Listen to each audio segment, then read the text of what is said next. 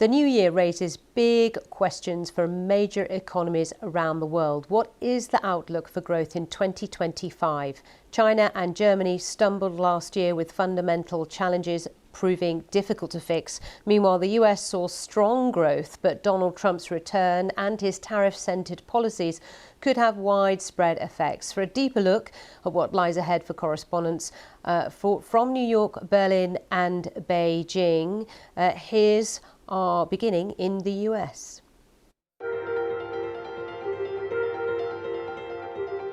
Wall Street may not believe in Santa Claus anymore, but they're certainly grateful for one older gentleman. Donald Trump may not yet be in office, but he's promising large gifts to the market and the economy. He says he'll support the crypto industry, appointing crypto-friendly regulators. He says he can cut prices for consumers, although it's not clear how. And he also claims he'll cut regulations. This promise of even better times ahead has helped drive US markets even higher at the end of 2024. But some of his other plans pose serious risks.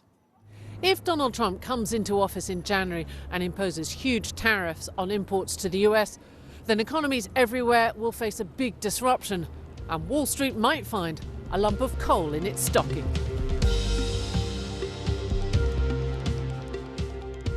Traditionally, the German economy is seen as the powerhouse of Europe. It is, after all, the largest economy in Europe, but increasingly it's the economic laggard. We haven't seen any economic growth here to speak of for years, and 2025 looks set to be another year of stagnation. Now, that's mainly because of competition from China, but also a lack of global demand, both globally, but also in Europe and at home. And what's adding to the problem is political uncertainty. The governing coalition here collapsed in November after months of political strife and arguments, and there are snap elections in February. Now, the big question is, what is the government going to do to get the economy going again? We're not talking about a full-blown recession, but jobless figures are starting to rise slowly, and there are lots of questions about whether Germany's export-driven industrial model is still working for the whole country.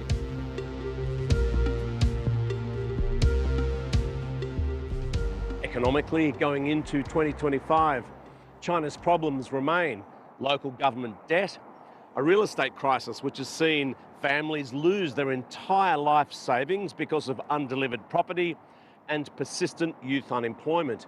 Now, with the latter of those, you might think, what about the emerging tech sector? Isn't that a bright spot? Can't people go there looking for work?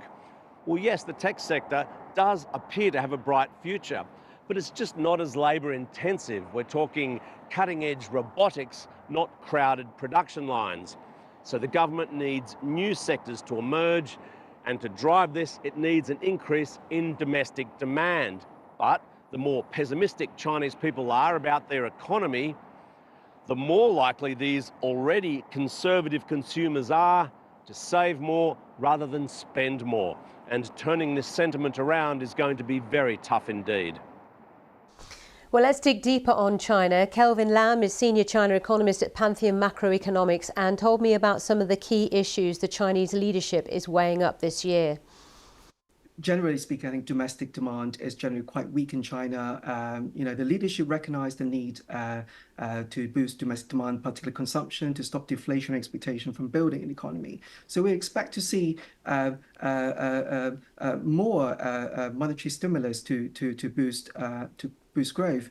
I think the last time they did it, in terms of moderately loose monetary policy, was for a while ago. They reduced interest rate by 2% within 3 months.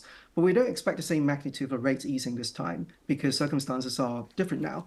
But we think the impact of rate easing on the economy will only be marginal because most of the credit-intensive sectors are still in the doldrums, and China needs to find a new way to grow the economy, which brings me to the second point. The Chinese leadership is also prioritized, to boost domestic demand, particularly consumption.